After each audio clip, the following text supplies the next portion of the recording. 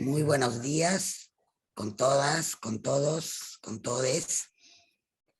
Como habíamos anunciado la semana pasada, entrábamos al mes de julio, al mes de la patria, y queríamos ir haciendo algunas sesiones que hagan balance en algunos temas para prepararnos para el discurso de nuestro presidente en 28 de julio. Esta mañana está con nosotros Paulo Vilca. Muchísimas gracias, Paulo, por estar con nosotros. Sabemos de tu recargada agenda y valoramos todas que hagas el esfuerzo por acompañarnos para conversar sobre un tema que nos ha preocupado en distintos momentos, ya desde hace, bueno, desde siempre, ¿no? Pero en el último año, desde que asumió el gobierno el presidente Castillo, hemos visto, ¿no?, el comportamiento de nuestra derecha o de nuestras derechas en el país, con pareciera el único fin común de vacar al presidente, porque ni entre ellas vemos tampoco alineaciones. Lo que se le reclama a las izquierdas también podríamos decirlo que es igual para las derechas.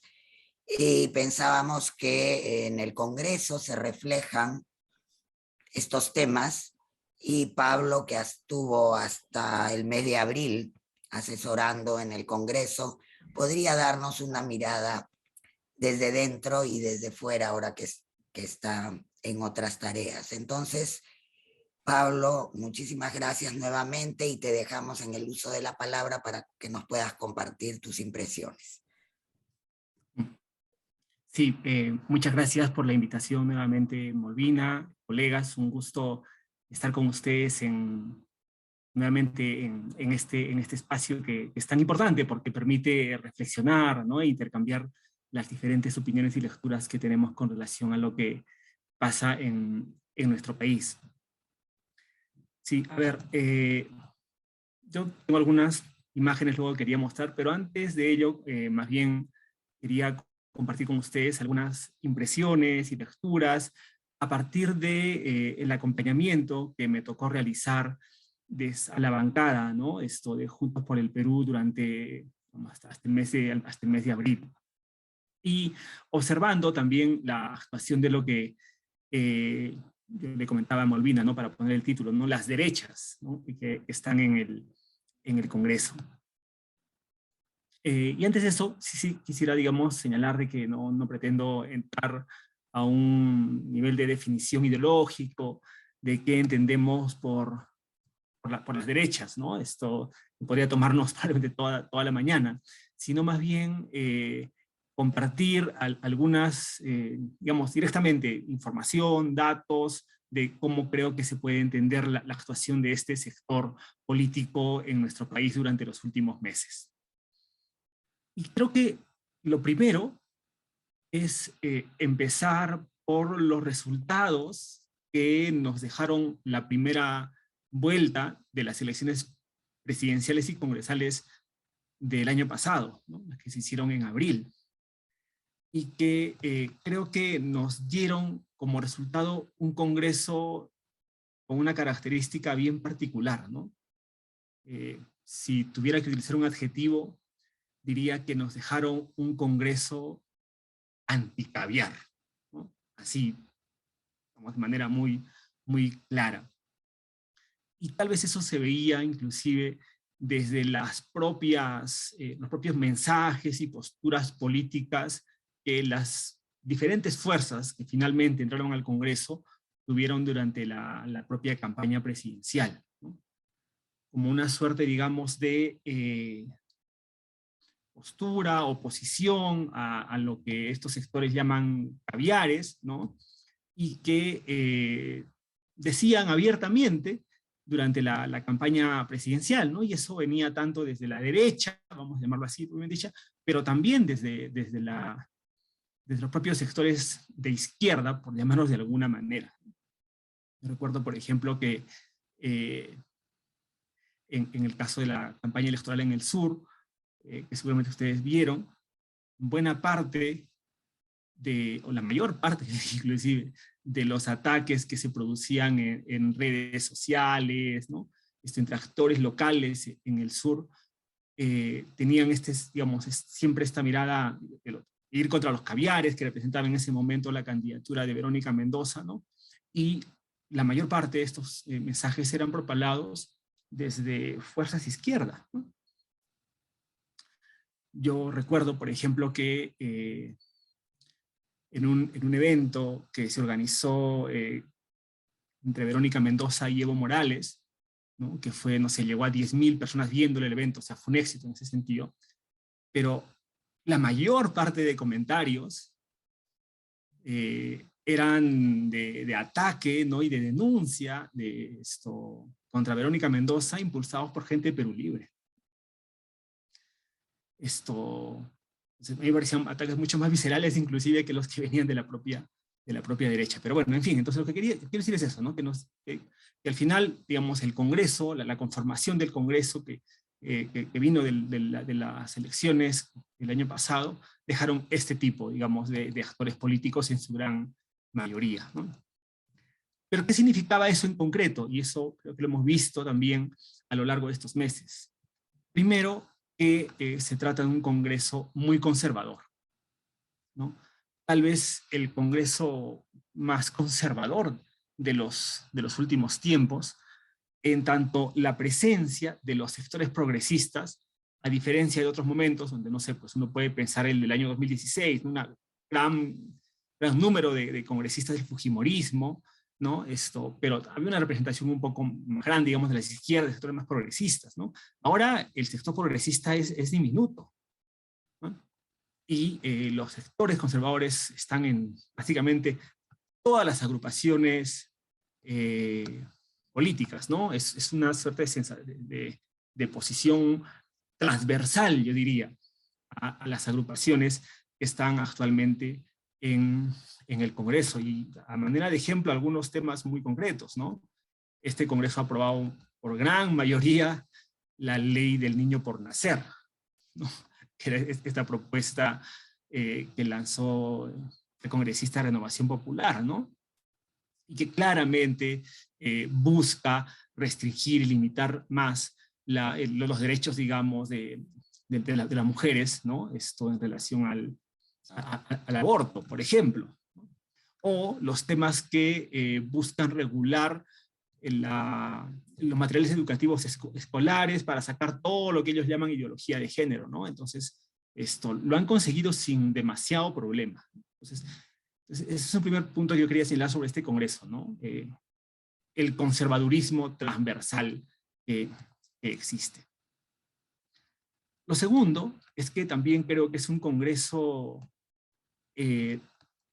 antirreforma y antiinstitucionalista, en el sentido de haberse concentrado y haber conseguido, además, una serie, digamos, aprobar una serie de normas que van contra algunos avances importantes que se intentaban establecer en nuestro país, por ejemplo, en el tema de la reforma universitaria.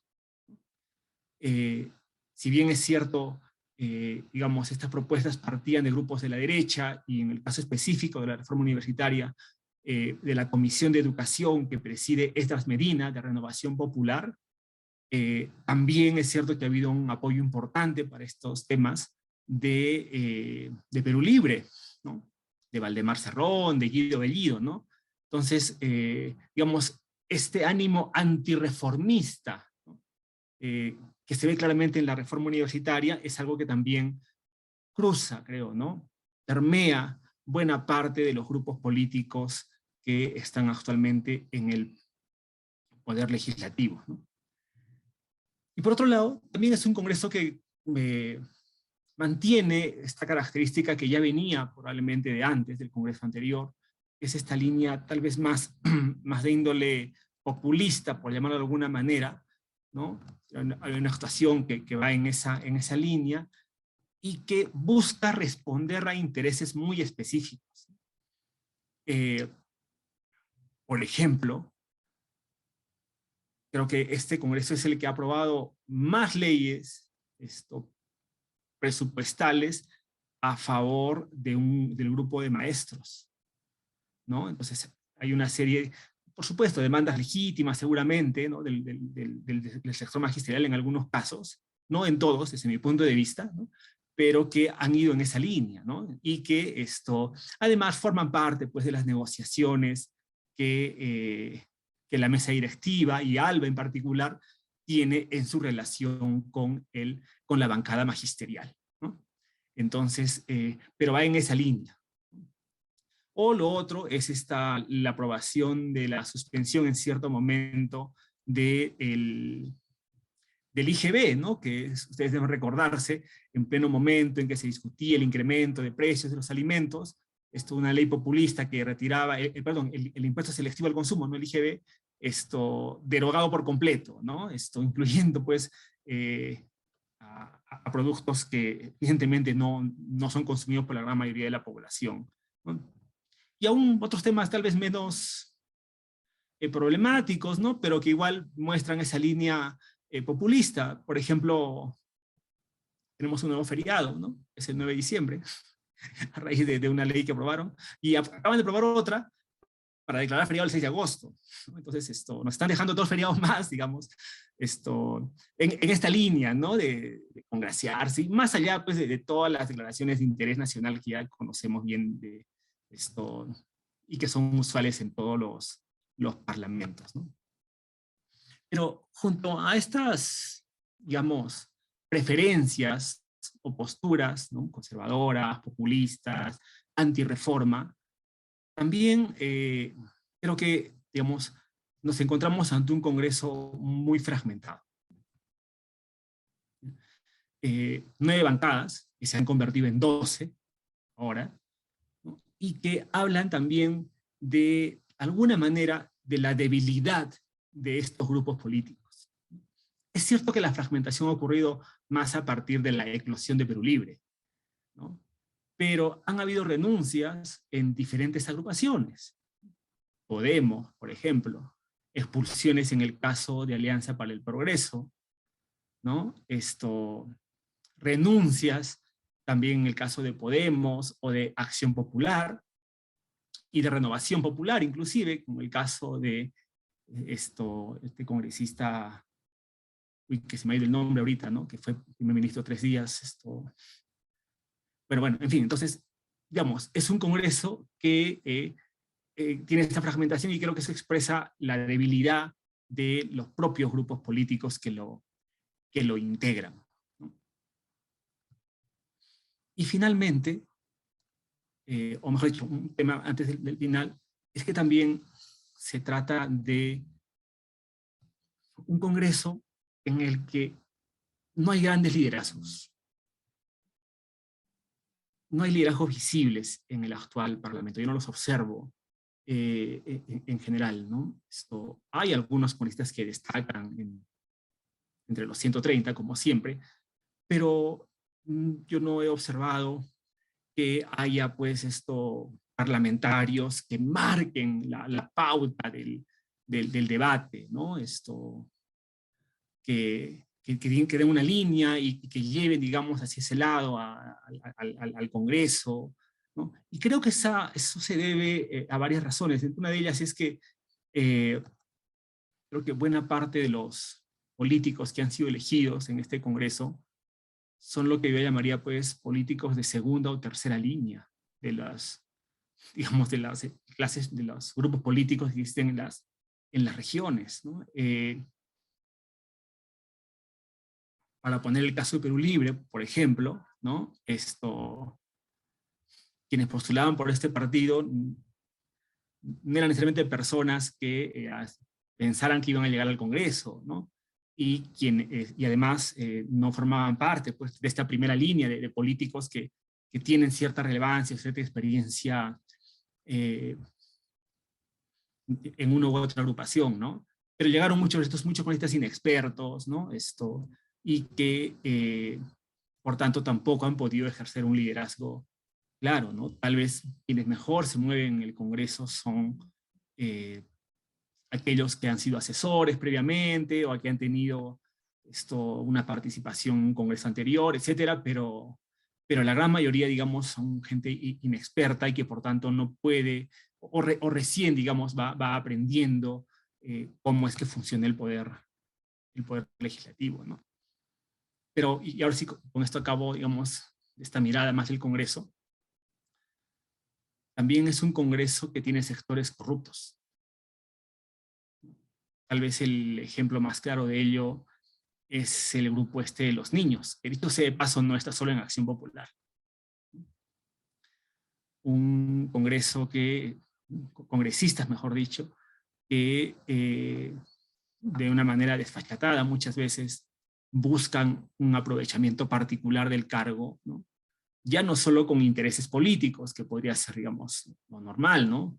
Sino ya con intereses económicos. No es algo nuevo, evidentemente, pero creo que esa es una característica también que llega y avanza a varios grupos que conforman actualmente el Parlamento, ¿no? Dicho sea de paso, esto me hace recordar, por ejemplo, esto que fue presentado como un éxito por Héctor Acuña, que presidía la Comisión de Presupuesto, ¿no? Que consiguió, digamos, que la ley de presupuesto de este año sea aprobada casi por unanimidad, ¿no? 129 congresistas. Claro, y eso era como, uy, un logro, este Congreso se pone de acuerdo. No, no es que se pusieron de acuerdo, ¿no? Es que pusieron obras para toditos, ¿no? Repartieron para todos. Y claro, el resultado de ello fue que el presupuesto, la ley del presupuesto se aprobara con esa cantidad de votos, ¿no? Creo que hubo un congresista nada más de Acción Popular, uno de Arequipa me parece que votó en contra, ¿no? Entonces, quiero decir eso, ¿no? Que también, digamos, es un congreso en el que el manejo de la cosa pública está muy permeado por intereses no de grupo, no políticos, ¿no? Sino de intereses muy particulares y muchas veces de índole económica, ¿no? Ahora, ya, digamos, sobre el tema de las bancadas, creo que, en principio, sí, pues hay una serie de bancadas que claramente pueden ser identificadas como bancadas de derecha. Yo diría que ahí son básicamente tres, ¿no? Fuerza Popular, Renovación Popular y Avanza País, ¿no? Que creo que tienen una postura muy clara, digamos, de derecha y así lo han expresado durante todo este año de la primera legislatura, ¿no? También, por supuesto, hay una serie de bancadas de izquierda, ¿no? Para empezar, de Perú Libre, Perú Democrático, Perú Bicentenario, ¿no? Ahora el partido magisterial y bueno, la bancada que cambió el nombre, ¿no? De Centro Democrático Juntos por el Perú. Podríamos indicar, sí, como bancadas de izquierda. Pero también hay otro sector en el Congreso que podríamos llamar como las bancadas bisagra. Que no las llamo de centro, ¿no? Porque creo que más bien actúan como una suerte de grupos que abren o cierran la puerta a determinados acuerdos, ¿no? Y ahí claramente está, pues, APP, Acción Popular, Somos Perú y Podemos, ¿no? Y estamos hablando de alrededor de un tercio del Congreso, digamos, que tiene este papel de bisagra.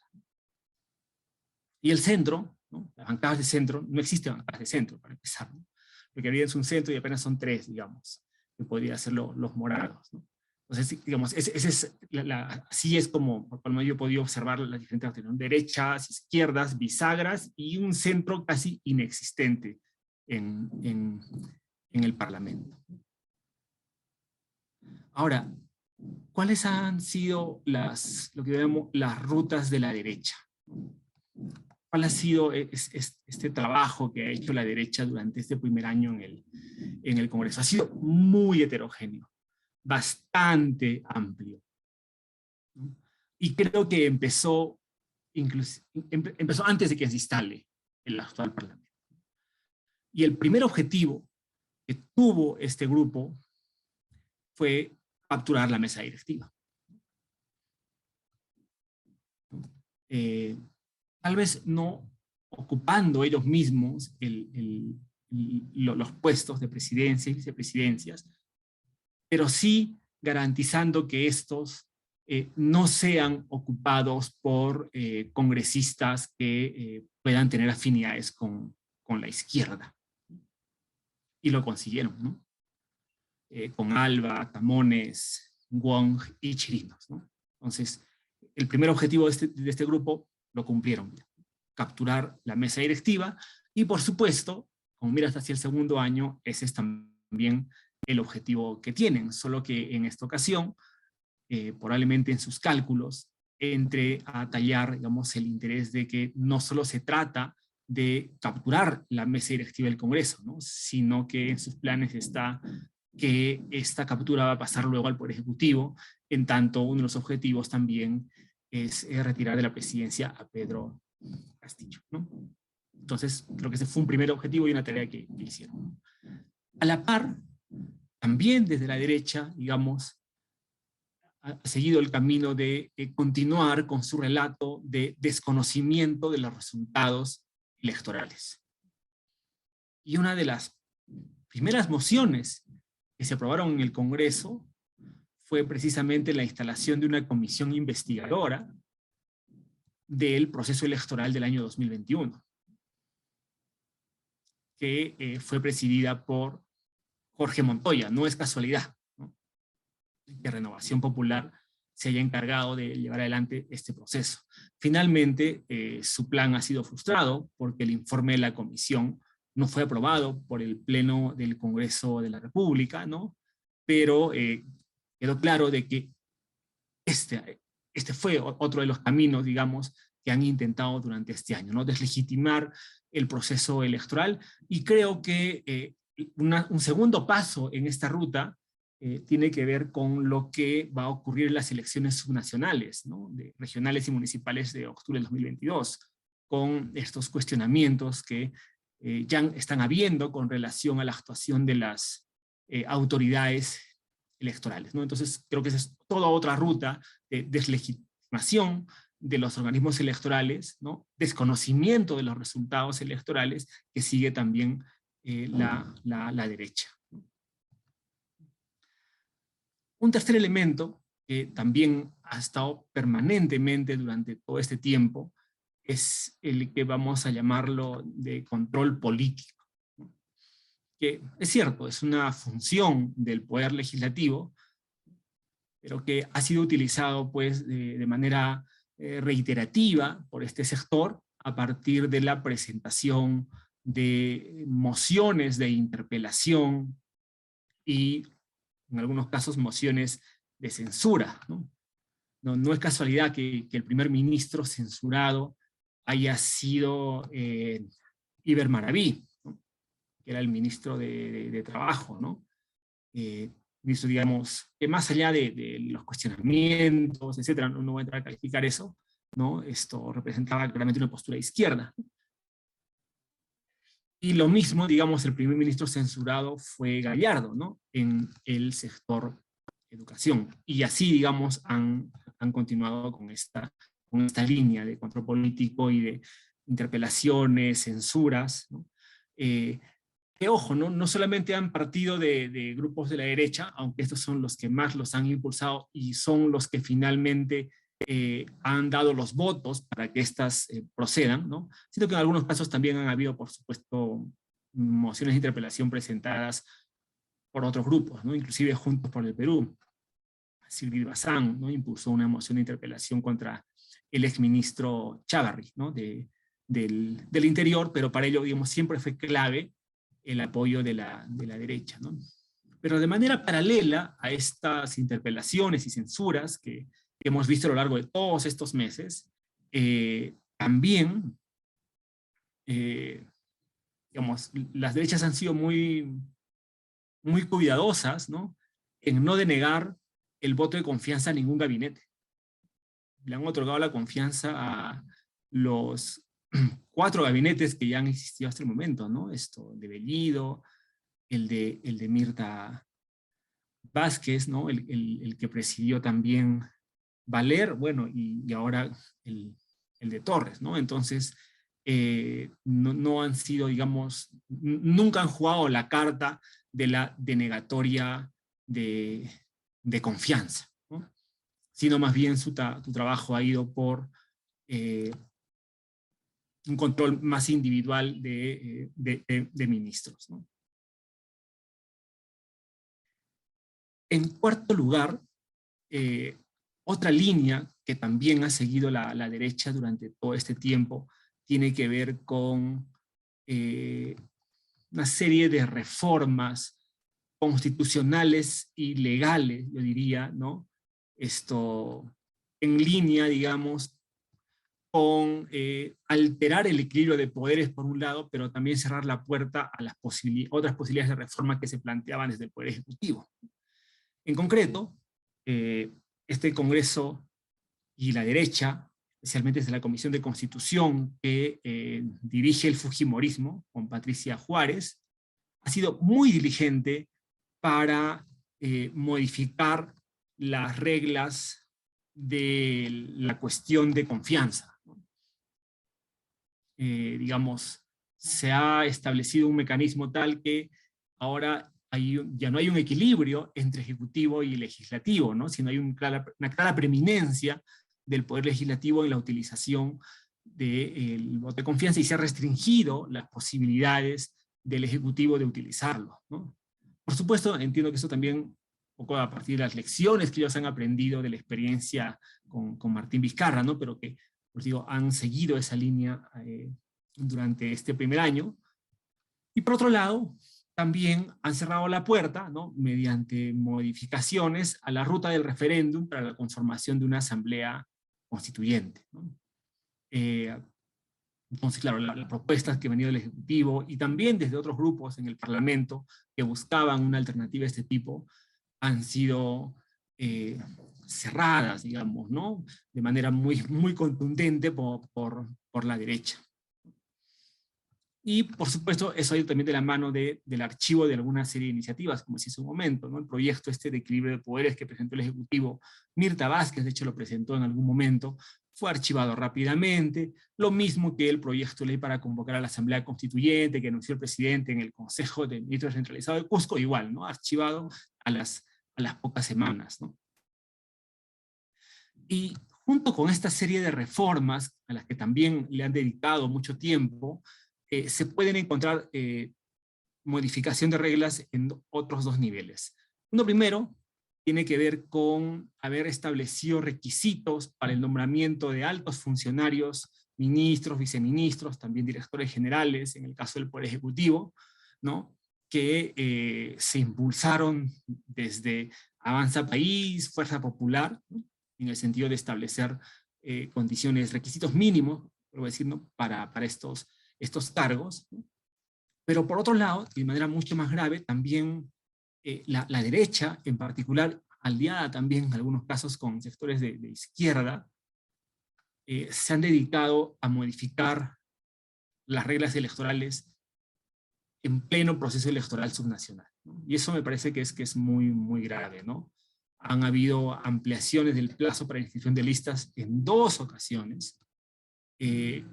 Se han eliminado los requisitos de postulación a un número mínimo de circunscripciones, ¿no? Lo cual pues les garantiza a los partidos políticos no ser sancionados, ¿no? Ni perder la inscripción si no cumplían con presentar un mínimo de candidaturas en regiones, ¿no? De hecho, hacia la investigación que estamos haciendo en 50+1 actualmente, hemos visto de que si no se eliminaba ese número mínimo de postulaciones, probablemente solo iban a quedar 3 partidos en nuestro país, ¿no?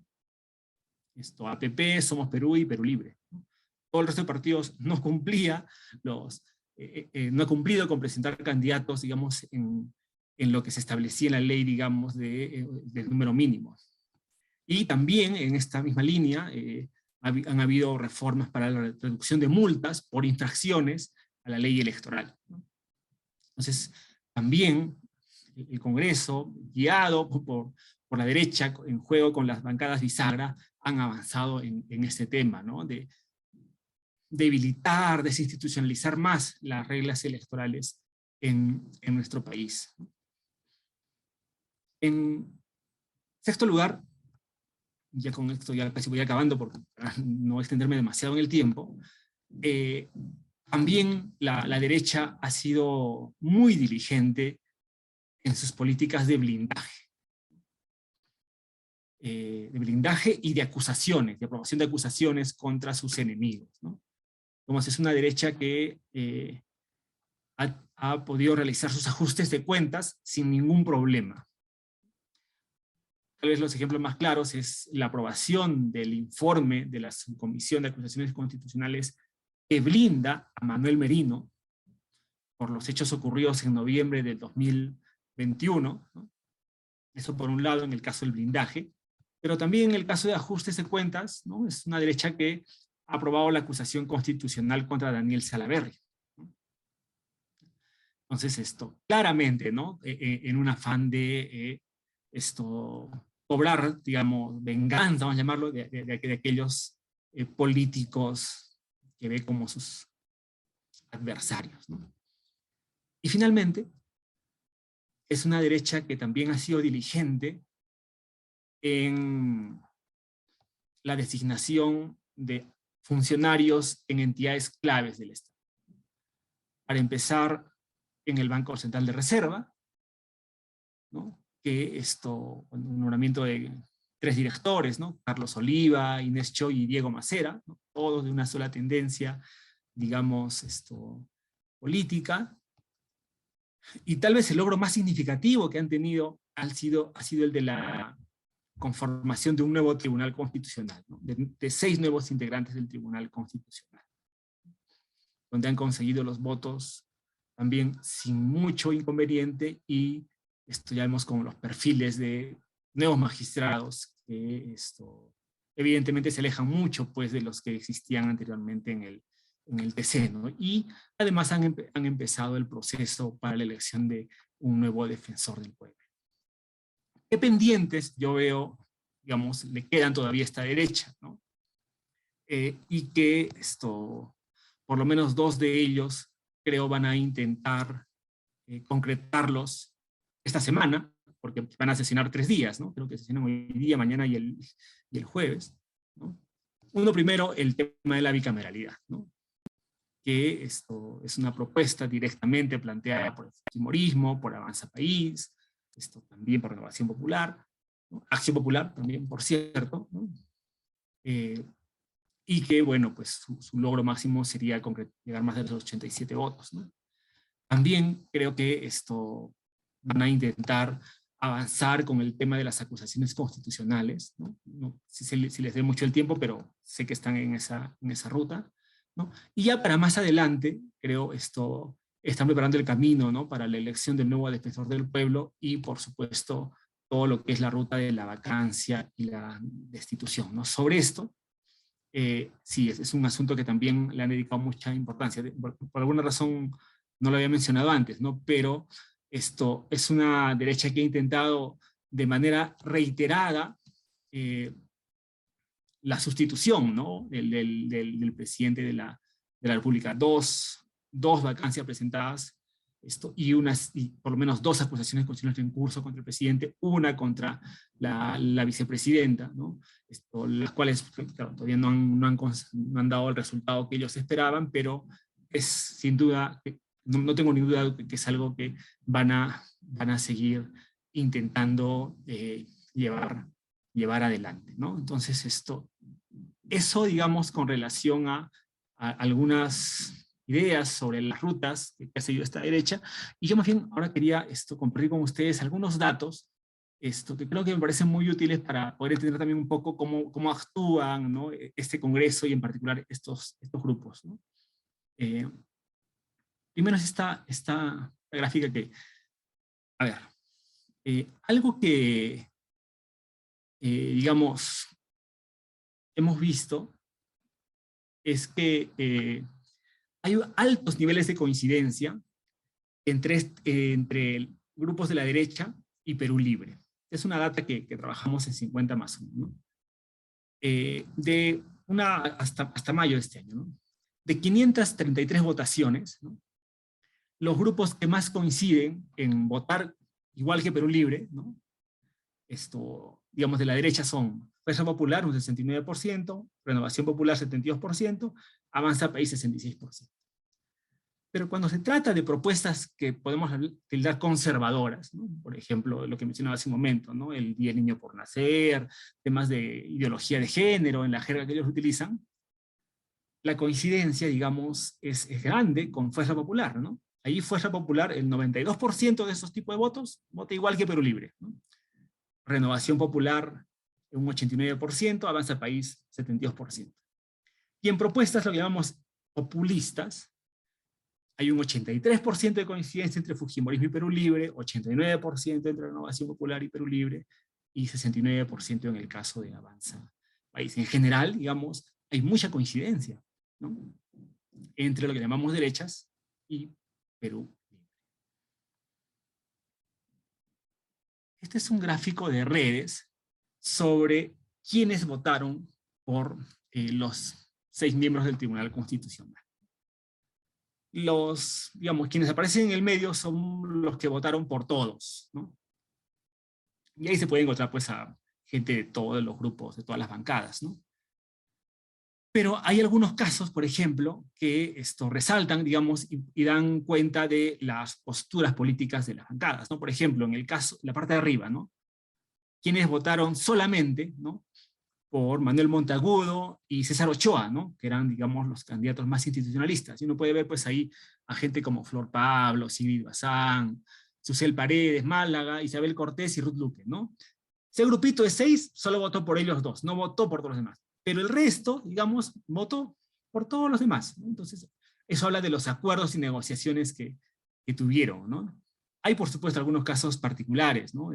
No sé, Martí Corena, que votó por 3, por ejemplo, ¿no? O el caso de esta congresista Limachi, ¿no? De Perú Democrático, que se Tacna, que solamente votó por una congresista, ¿no? Por una candidata, que fue Luz Pacheco, ¿no? Llama la atención, o sea, Luz Pacheco era la candidata más conservadora, digamos, ¿no? Pero esta congresista que entró por Perú Libre, ¿no? Vota solamente por eso. Pero bueno, entonces, digamos, esta es una gráfica de cómo es el Congreso, digamos, es menos polarizado en algunos temas, como el caso de la votación del Tribunal Constitucional. Este es un índice de cohesión, ¿no? De cuánto coinciden los votos de la bancada, cuán disciplinadas son las bancadas en la votación, ¿no? Y claro, esta es a enero del 2022, en principio, ¿no? Y claramente las bancadas más cohesionadas en ese momento eran las de la derecha, ¿no? Fuerza Popular, Avanza País y Renovación Popular, ¿no? Más abajo aparecían Acción Popular, etcétera, y la menos, digamos, cohesionada era Perú Libre, ¿no? A junio de este año, ya con más bancadas, digamos, hemos actualizado la información y nuevamente, ¿no? Digamos, las bancadas más cohesionadas, Fuerza Popular y Renovación Popular. Bloque Magisterial aparece bien porque todavía tiene una vida corta, ¿no? Entonces no sabemos si esta cohesión puede seguir hacia adelante, ¿no? También tiene un nivel de más del 90% de cambio democrático junto por el Perú, Acción Popular, etcétera.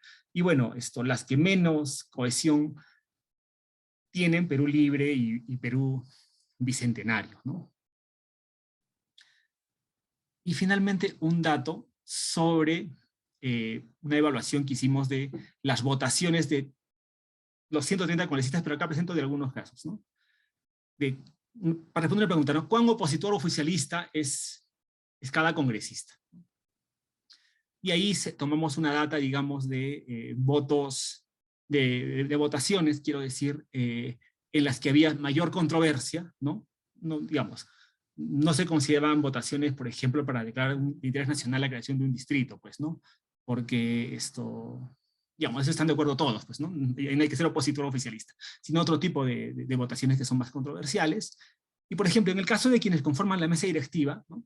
Uno va a ver, por ejemplo, que Alba, que no vota mucho, el 67% de sus votos los hace con la oposición, 17% con el oficialismo, 17%, digamos, no alineados, votan normalmente en abstención o en ámbar.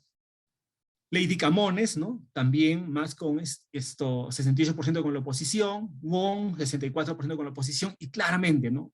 Patricia Chirinos, de Avanza País, es la más opositora en la mesa directiva, ¿no? El 90% de sus votos está con la oposición y solo un 8% con el oficialismo. Hablando de quienes podrían ser los candidatos a la mesa directiva de APP, ¿no? Salguana, Camones y Echaíz. Ahí vemos pues que quien vota más con la oposición es Salguana, ¿no? con 71% de votos, y 23%. Camones tiene un poco menos, mejor dicho, Echaíz, ¿no? Claramente 81%, es una congresista claramente alineada con la oposición, ¿no? Y finalmente, digamos, las bancadas, ¿no? Desde la derecha, he colocado algunos congresistas representativos, ¿no? Por ejemplo, Montoya, el 98% de sus votos son con la oposición, ¿no? Solamente un 1%, digamos, es con el oficialismo. Guerra García, el fujimorismo, 97%. Marta Moyano, igual, ¿no? Entonces, uno ve, digamos, que ahí esos tres son, digamos, votan siempre alineados con la oposición. Y un poco menos gente como Muñante, como Cabero o Tudela, ¿no? Mayoritariamente votan con la oposición, pero hay ocasiones en las que pueden votar con el oficialismo. En la izquierda la situación es un poco distinta, ¿no? Valdemar Cerrón, ¿no? Digamos, es oficialista en un 82%, ¿no? O sea, hay ocasiones en las que vota con la oposición. Bellido tiene una votación similar. De hecho, cuando hemos hecho una comparación entre los votos de Bellido y Valdemar, son los que más coinciden en votos, ¿no? O sea, hay un diálogo permanente entre ambos congresistas. Bermejo tiene la votación probablemente más alta, digamos, más oficialista, ¿no? 90%. Isabel Cortés, 77%, ¿no? Con el oficialismo. Alex Paredes, que es del bloque magisterial, un 82%, y Balcázar, que dirigió la comisión del TC y es de Perú Bicentenario, un 84%. Y en el caso de las bancadas bisagra, la situación es un poco más heterogénea, ¿no? Gerí, de Somos Perú, está casi mitad-mitad, ¿no? Vota con el oficialismo, la oposición. Darwin Espinosa, ¿no? Del grupo de los niños, ¿no? También. Y bueno, Carol Paredes, de Acción Popular, o Héctor Acuña, de APP, también, ¿no? Y claro, Flor Pablo, 42% con la oposición, 51% con el oficialismo, y Susel Paredes también un poco en esa línea, ¿no? Entonces, quiero decir con estos datos de que más allá, digamos, de los apelativos, denominaciones que damos, claramente hay sectores que están mucho más de la oposición y otros que, digamos, en el caso del centro, normalmente van jugando pues en esta suerte de rol, digamos, de bisagra, que es como lo hemos llamado, ¿no? Pero bueno, nada, creo que identificando claramente que hay ciertos grupos que están a la derecha y que tienen esta ruta, o han seguido esta ruta, y van a continuar seguramente con un rol de buscar controlar el Congreso, ¿no? Para imponer sus agendas. También es cierto que el análisis de los votos habla de que hay una realidad muy heterogénea y acuerdos que siempre se van logrando, digamos, al interior del poder legislativo. Sí, bueno, yo lo voy dejando ahí. Y más bien, gracias por la atención. Gracias, muy interesante. Y sobre todo esas gráficas y esos datos son valiosísimos. Abrimos entonces ahora una rueda de intervenciones. Si pueden levantar la mano, o Pilar. Pilar ya está en el uso de la palabra. Sí, buenos días con todas y todos. Paulo, muchas gracias. Un balance muy claro da hasta para hacer un artículo sobre el tema. Yo solo tendría una pregunta. Se ha hablado mucho de que en este Congreso también es el Congreso que tiene una mayoría de representantes del sector de la economía subterránea, tanto la ilegal como la informal. Y entonces, y por eso han sacado leyes sobre minería ilegal, sobre transporte, ¿no? Se niegan a avanzar con Escazú, etc. Mi pregunta es, de los sectores de economía ilegal, ¿cuál sector es el que más fuerza ha alcanzado en el Congreso? Y si algo nos puedes hablar sobre este tipo de representación, que para mí ha sido la única ausencia de tu brillante exposición. Gracias. Gracias, Pilar. Juntamos unas cuantas intervenciones, Pablo. Está Eduardo Bayón. Gracias, Molina. Gracias, Pablo. un comentario y 2 o 3 preguntas. El comentario: si uno hace una lectura lineal de tu contundente exposición, uno concluye que la derecha que tenemos es posible gracias a la izquierda que tenemos, en el caso del Congreso, ¿no es cierto? Porque su poder y su capacidad están ligados a sus formas de coincidir de alguna manera con una izquierda que, en fin, más allá de mantener una imagen de oficialismo, en distintos momentos tiene un comportamiento que, creo, sin ser exagerados, uno podría decir extorsionador. Digamos, el comentario tiene que ver con esa lectura que no por lineal me da la impresión deja de ser importante, porque frecuentemente me da la sensación que magnificamos las capacidades y los talentos de una derecha que es posible por las capacidades y los talentos de la izquierda que tenemos y de la que, en fin, no me exonero, de la que formamos parte. Las preguntas. Dos, una en el mismo sentido de la planteada por Pilar. Es decir, cómo se mueven en particular los mineros ilegales y el mundo minero estrictamente en el contexto del Congreso. Porque en teoría, en fin, entre Guido Bellido y Adriana Tudela hay enormes distancias frente a ese tema. Sin embargo, han tenido votaciones en las que han coincidido y declaraciones en las que han coincidido. Y la segunda, ¿cómo se mueven las relaciones del Congreso con las instituciones? El juego que hacían con el anterior defensor del pueblo, el tipo de relación que tienen con la Contraloría General de la República, que le resulta bastante oportuna, cada vez más en el último tiempo al Congreso, con sectores del Ministerio Público, con sectores del Poder Judicial, sobre todo para tratar de tener una película más completa de esto que para algunos, yo entre ellos, es un desplome del régimen y un desplome de lo que hemos conocido. Gracias. Gracias, Eduardo. ¿Alguien más ahora?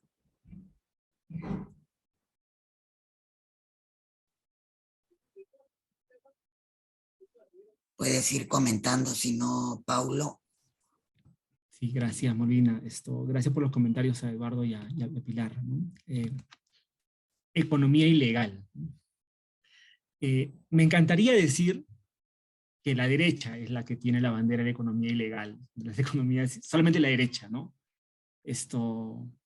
Pero bueno, lo que hemos visto es que, si bien es cierto, a diferencia de otros congresos, no hay representantes directos, por ejemplo, de los mineros ilegales, ¿no? Como han habido, ¿no? Han tenido congreso.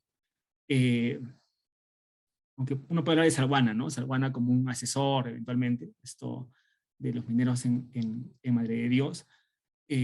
Por ejemplo, la votación que hubo para reabrir el registro, ¿no? Y permitir que haya 3 años más para que continúe el proceso de formalización, fue apoyado ampliamente por todas las bancadas, ¿no? Y creo que eso obedece a 2 factores. Por un lado, sí creo que existe una suerte de lobby, incidencia, digamos, de grupos de mineros que se acercan a los diferentes grupos, ¿no? Parlamentarios, y por supuesto buscaban eso, ¿no? Una ampliación.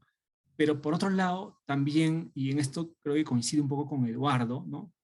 Eso ha obedecido en buena medida a un poder ejecutivo precario, muy precario, que no ha sabido defender ni ha sabido siquiera plantear su posición en los debates, ¿no? A manera de ejemplo, ¿no? Son múltiples las ocasiones, múltiples, en las que cuando se debatía un proyecto de ley que tenía que ver, no sé, pues con el Ministerio de Ambiente, con el Ministerio de Energía y Minas, en fin, ¿no? Y en los que, por ejemplo, deberían jugar un rol importante los coordinadores parlamentarios, en el sentido de que son ellos, ¿no? Como representantes de los sectores, los que conversan con los congresistas para tratar, digamos, de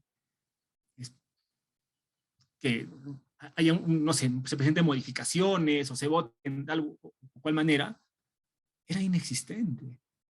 O sea, en más de una ocasión yo he tenido que llamar a coordinadores parlamentarios para decir cuál es la posición de tu sector con relación a este proyecto, ¿no? Y en más de una ocasión también me contestaban y me decían, no lo sabemos.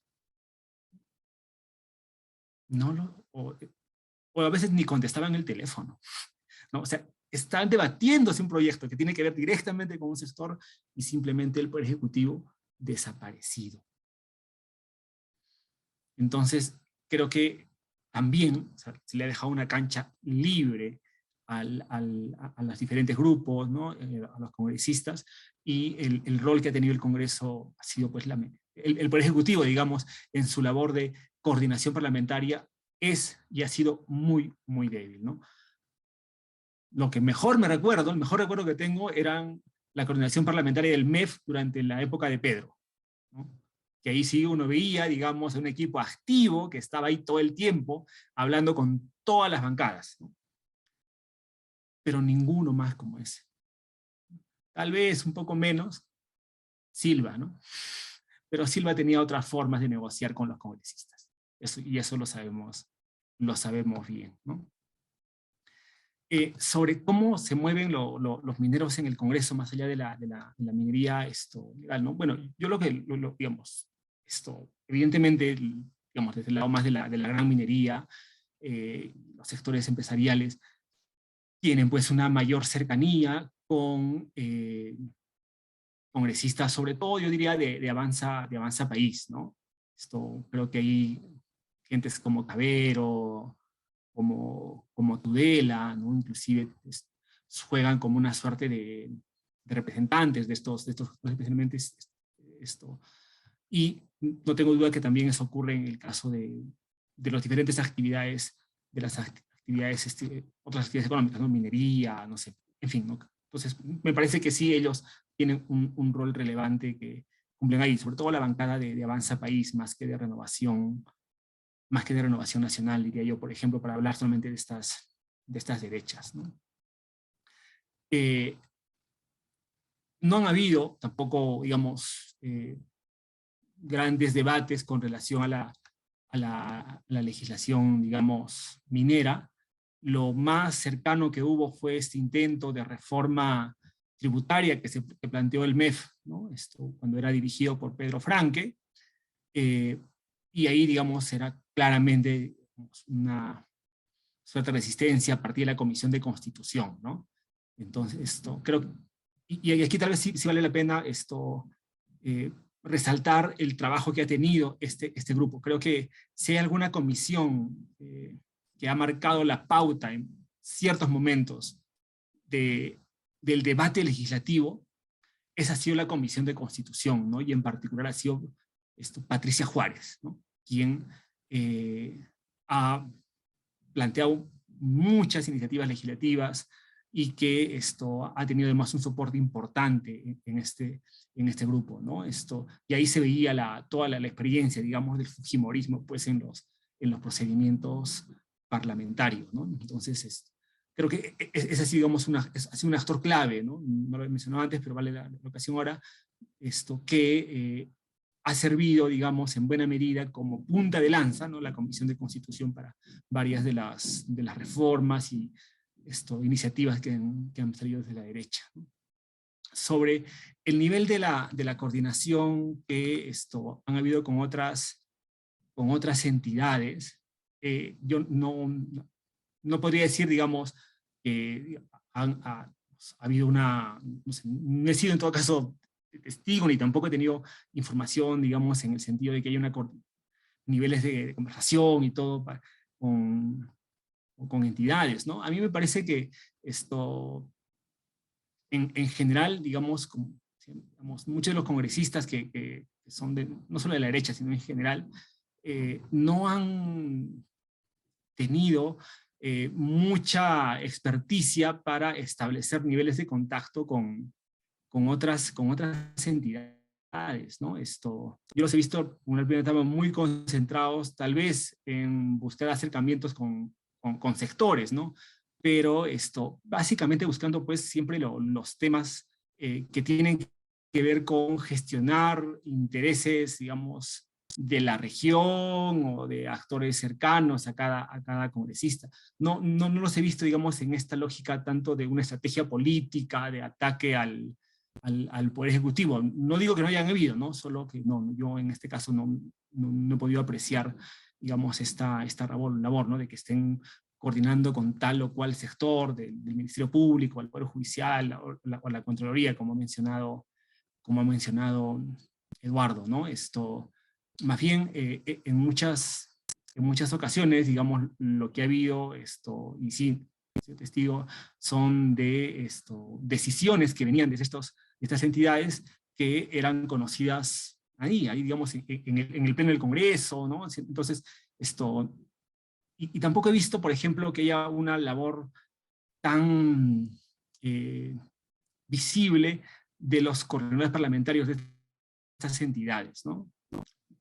No ha sido digamos, como en otros congresos, digamos, donde tú veías sí a coordinadores también del Poder Judicial, Ministerio Público, teniendo una presencia permanente en el Congreso, a excepción de la Contraloría para aprobar un presupuesto en particular, para implementar esta ley de fiscalización simultánea, creo que se llama, de control simultáneo, ¿no? Y una reforma constitucional que tiene que ver con temas relativos al secreto bancario, no he apreciado, digamos, que haya habido otro tipo de intervención, ¿no? Teresa, ¿estás pidiendo la palabra? Sí, bueno, gracias Pablo por la muy ilustrativa y buena exposición. Tengo dos preguntitas. Una primera es, ¿cómo evalúas tú o cómo miras tú el descrédito del Congreso, ¿no? Que ahorita ya se está bordeando o superando el 90%? ¿Cuáles serían las razones, ¿no?, de ese descrédito, ¿no? Visto todo el panorama que hemos dicho, ¿no? O sea, que hemos dicho que tú has presentado. ¿Y qué rol juega ahí el tema de la corrupción, ¿no? Y esa sería la segunda pregunta, ¿no? En este Parlamento, la corrupción, a diferencia quizá del Parlamento anterior, donde estaba en el poder, en el eje del poder con la mayoría fujimorista al mando del Parlamento anterior, ahora también estaría transversalizada. Esas serían mis dos preguntas. Gracias.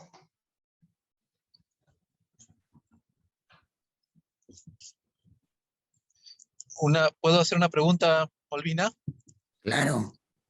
Sí, muy brevemente, en realidad. Muchas gracias por la presentación, Pablo. Ha sido muy, muy interesante. La pregunta es más, ¿a quién sientes que representa el Congreso? ¿Tú qué sientes, más allá de las tendencias? O sea, ¿tú sientes que hay una real comunicación con la población? Hay todo este tema de las famosas viajes de semana de representación. O sea, ¿cómo sientes tú esa conexión con las regiones entre los miembros del Congreso? ¿Tú dirías que hay coaliciones, alguna coalición regional que muestre fuerte, que muestre cierta conexión entre los congresistas y los espacios que supuestamente representan? Por ahí, gracias. Gracias, Alex, que está de incógnito. Molvina, ahora se me ve y se me escucha. Sí, Mario, ahora sí. Mi pregunta te la mandé por WhatsApp, a tu WhatsApp. Quería preguntarle a Pablo, a quien agradezco y felicito por su exposición, si él ha podido percibir o si percibe si las derechas tienen alguna visión de país que pretenda integrar sin subordinar, al país de los excluidos que tenemos, de los marginados, de los de fuera, principalmente de la sierra y de la Amazonía, pero también de algunas zonas urbanas o costeñas. Y si en cambio percibe que esos representantes de la derecha buscan imponer un modelo que no admite espacio para acuerdos y consensos efectivos reales, es decir, imponer su visión, es decir, de admitir el derecho a las diferencias. Desde otros sectores de la izquierda también podría estar ocurriendo eso, y le pregunto si él percibe eso, pero a la inversa, lo que estaría mostrando que el Congreso lo que representa es un país efectivamente fraccionado, que en estos espacios que se supone que son para el acuerdo, ¿no? El Congreso es para conversar, para acordar, para sacar por mayoría normas, leyes, y más bien tiende a la separación y a un enfrentamiento creciente en el país y no a la formulación de algún proyecto nacional consensuado mínimo. Y que eso es lo que estamos viendo los ciudadanos de uno y otro lado. Habría que preguntar qué es lo que están viendo los del otro lado, ¿no? Estos excluidos, marginados, que tienen también una idea de lo que podría ser un proyecto de país hacia adelante, cualquiera que esa sea. Gracias. Gracias, Mario. Y qué bueno que te vimos.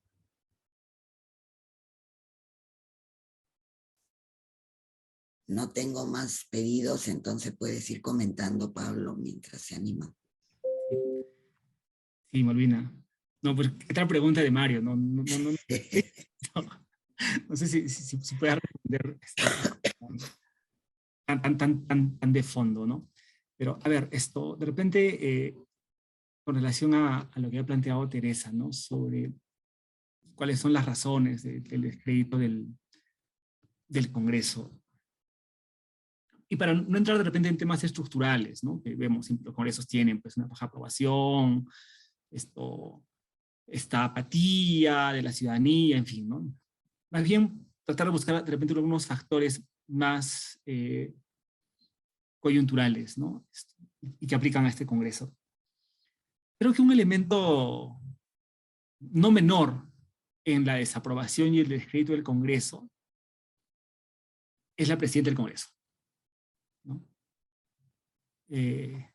Hasta tiene un nombre, ¿no? Que se ha popularizado, ¿no? Malcri Carmen, ¿no? Y que lo saben todos, pues, ¿no? Todos lo utilizan así, ¿no? Creo que Alba ha jugado un rol nefasto, y sigue jugando, ¿no? No solo en la conducción del Congreso, sino en la postura política y la visión que ella manifiesta al país, ¿no? En cada intervención. Estoy seguro de que si no estuviera Alba, fácil el Congreso tendría tal vez 10 puntos más de aprobación, ¿eh? Creo que ella explica, o sea, un porcentaje importante de la desaprobación del Parlamento actual, ¿no? Y porque, digamos, en el actual escenario político, lo que ella representa, digamos, es, ella encarna en buena medida todo lo que el país rechaza, ¿no? La gran mayoría del país rechaza. Entonces yo creo que ese es un primer punto, ¿no? Alba es un factor grande en la desaprobación y en el descrédito del Parlamento, ¿no? Pero creo que otro aspecto que también, digamos, ha jugado un papel importante es que el actual Congreso no se ha dado cuenta que estamos en una situación de emergencia, ¿no? Una situación de emergencia económica, ¿no? Hemos salido de una pandemia, ¿no? De salud, sanitaria, ¿no? Y creo que eso es leído por la mayor parte de la población como una suerte de, digamos, de un poder legislativo, ¿no? De unos congresistas, parlamentarios, a los que no les interesa lo que ocurre en el país, ¿no? Entonces, esta pérdida, digamos, de sentido de ubicación de buena parte de las bancadas, ¿no? Y que se ha traducido pues, en que su prioridad haya sido impugnar resultados electorales, buscar vacancias, en fin, ¿no? No pensar, digamos, en un rol mucho más propositivo para atender esta situación de emergencia es también un tema que yo creo es rechazado por la población, ¿no? Y un tercer factor también es que yo creo que buena parte de las iniciativas, las normas que ha aprobado el actual Congreso, han sido resultado de gestiones, ¿no? o de lobbies de grupos muy pequeños, muy particulares, que por supuesto, digamos, actúan y aprovechan, ¿no? Van a buscar aprovechar siempre mayores niveles de acceso a parlamentarios, etcétera, y que no necesariamente pues responden a las propias demandas, necesidades que hay en las regiones, ¿no? De las que procede la mayor parte de parlamentarios, ¿no? Y por supuesto, para que se pueda aprobar una norma, los costos de transacción, mejor dicho, en el Congreso son muy altos, ¿no? De repente poner un ejemplo muy cercano. Ayer en la Comisión de Ética se decidió no dar, digamos, paso a la denuncia contra Hernando Guerra García, ¿no? Con votos no solo del fujimorismo, sino también de una congresista de izquierda. Y probablemente ese voto haya obedecido pues, a algún tipo de negociación. Bueno, es un costo alto, ¿no? Ya, si yo quiero que avance mi agenda, voy a tener que apoyar cosas con las que no estoy de acuerdo seguramente, pero es la única manera en que llegue, en que mis proyectos avancen, ¿no? Entonces esos costos de transición son muy altos y yo creo que eso acaba erosionando rápidamente también el capital político ya de los congresistas a nivel particular, ¿no? Y bueno, y lo último pues es el tema de la corrupción, ¿no? Que tú lo has, y que se ha mencionado también, ¿no? Y que se ha visto de manera muy, muy clara, ¿no? Porque a diferencia de digamos, otros congresos, también tiene un par en el Poder Ejecutivo que actúa también bajo esa lógica, ¿no? Hay un congreso y congresistas, digamos, muy malos, ¿no? Pero cuando el otro lado también entra esa lógica, ¿no? De buscar ganar votos, congraciarse, con estos sectores, digamos, el Poder Ejecutivo, el resultado es el que hemos visto, ¿no? Entonces, digamos, de parlamentario, el grupo de los niños, y probablemente es el mejor ejemplo, ¿no? De cómo este afán de aprovechamiento particular que existen algunos políticos en el Parlamento se potencia cuando desde el Ejecutivo también existe una disposición a satisfacerlos, ¿no? Que es lo que hemos visto, ¿no? Entonces, y eso, por supuesto, entra en el campo de la corrupción, ¿no? Ahora, sobre a quién representa el Congreso, ¿no? ¿Y cuál es la conexión con las regiones? Bueno, los parlamentarios siempre están diciendo, pues, para ellos es muy importante, ¿no? Los viajes de semana de representación, porque ahí se conectan con las demandas de las regiones, etc. Y eso es cierto, ¿no? Los parlamentarios tienen, la gran mayoría repleta su agenda de actividades y reuniones en las regiones, y además se ha modificado el reglamento para que los representantes de Lima también puedan viajar a los departamentos y hacer las mismas labores, ¿no? En cualquier región. Y vemos a representantes de Lima yendo a regiones, digamos, ahora de manera recurrente. Yo creo que ahí existe la ilusión de parte de los congresistas de que, digamos, la recepción o la importancia que se les suele dar, digamos, cuando participan en reuniones y espacios de conversación con la sociedad civil, con dirigentes, con autoridades en sus regiones, equivale a una suerte de aceptación, ¿no? Yo no conozco a ningún alcalde, pues, ni dirigente que le rehuya, digamos, al contacto con un congresista para poder plantear un tema de su interés, ¿no? pero eso de ninguna manera significa que haya un apoyo, ¿no? A la labor de los parlamentarios. Más bien es una suerte, digamos, de actitud pragmática, ¿no? del dirigente o del alcalde, que necesita, pues, hacer algún tipo de, necesita, digamos, la intermediación del congresista probablemente para algún proyecto o iniciativa que este tiene, ¿no? Entonces, pero desde la visión de los parlamentarios, sí creo que hay una suerte de ilusión de que tienen ciertos niveles de apoyo, ¿no? Ahora, sobre las visiones de la derecha, y esta pregunta de Mario, ¿no? Yo no he visto una agenda clara tampoco en los grupos de derecha sobre qué tipo de país es el que quieren, ¿no? Creo que lo único que tienen claras dos cosas. La primera es que quieren sacar a Castillo a toda costa del poder, ¿no? Es intolerable para estos sectores tener un presidente como Pedro Castillo, ¿no? Y van a seguir en esa ruta, ¿no? O sea, no tienen una visión, simplemente quieren sacar a Pedro Castillo del poder en este momento, ¿no? Y lo segundo es que creo que buena parte de la derecha se ha convertido también, o ha asumido posturas cada vez más conservadoras.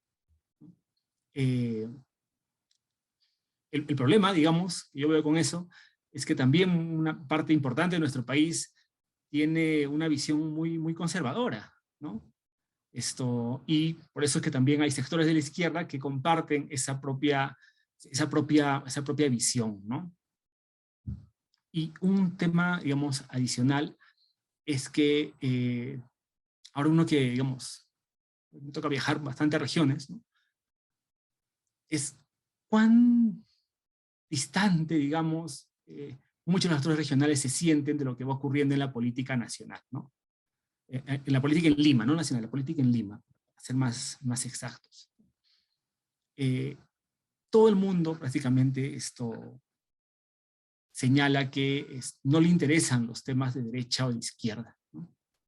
Ya que plantear los términos del debate, la construcción de un país con esas categorías, ¿no? No es útil para los propios proyectos, demandas que existen en regiones, ¿no?